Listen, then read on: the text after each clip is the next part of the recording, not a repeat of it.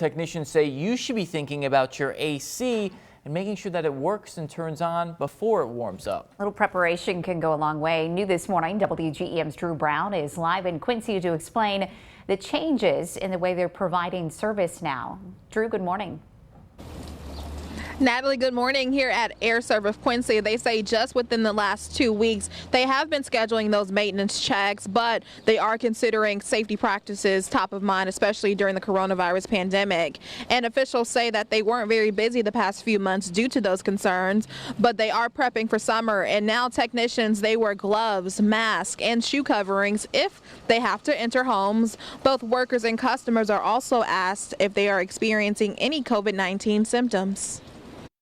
So our first priority is really keeping our tech safe as well as our customers. So we are focusing on that contactless communication where we are stepping back 6 feet or more as soon as we arrive at a customer's house.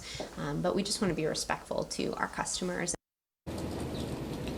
She says right now they're also using some of the downtime for more training during COVID-19 pandemics and how they can keep each other safe. And coming up in our next half hour, you'll hear firsthand from a technician about what other steps they do to keep themselves safe on the job. Live in Quincy, Drew